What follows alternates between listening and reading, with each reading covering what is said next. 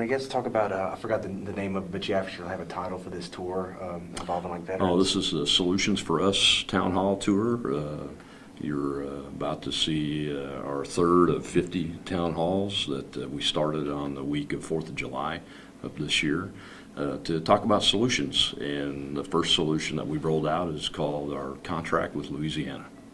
And these are all veterans-based solutions?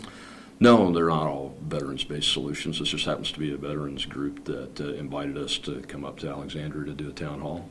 And we will be talking about one of our solutions we rolled out earlier at the beginning of the most recent Veterans Administration scandal. It's called Freedom for Veterans Plan.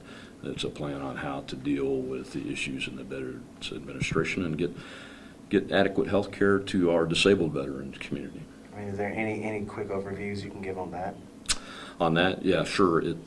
Our plan calls for the abolishment of the bureaucracy of the Veterans Administration medical system that we pay $57 billion a year for.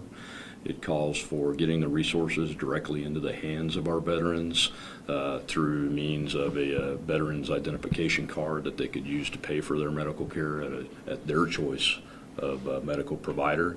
So, for instance, if I have a primary care physician at my local Ochsner clinic or local clinic that's 5 minutes from my house, I could go to my primary care physician and use my card to pay for medical care for my disability that I've been cleared for. It also calls for disability claims approval on discharge so that the Veterans Administration is not responsible for adjudicating disability claims for veterans. It would be the services that would be responsible for that.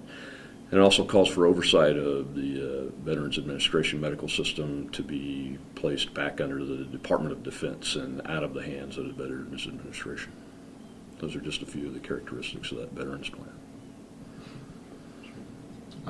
Sure, yeah. Lately in the news, I know in the last couple of days I've seen, I don't want to say attacks, but I've seen commercials about Cassidy and fellow Republican.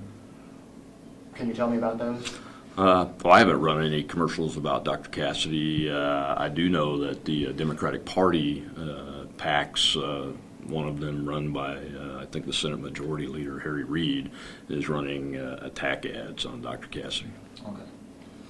And I guess just as far as, what's kind of your, coming out. So do you visit a lot of veterans, VFWs and things like that? Do you visit many groups like this? And kind of what's kind of your main thing that you talk about to these guys? Well, most groups like the VFW and American Legion are non-political, but we invite veterans to all of our town hall meetings so we can talk about the issues associated with the veterans community.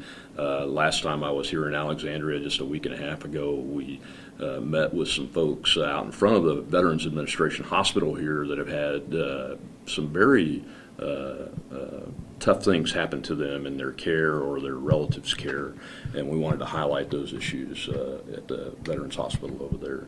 So we try to make sure that we're addressing that community, but this is a campaign and a U.S. Senate seat that serves all of Louisiana and will provide policy input for all of the United States of America. So we have to go beyond just veterans issues, and that's why we are rolling out our contract with Louisiana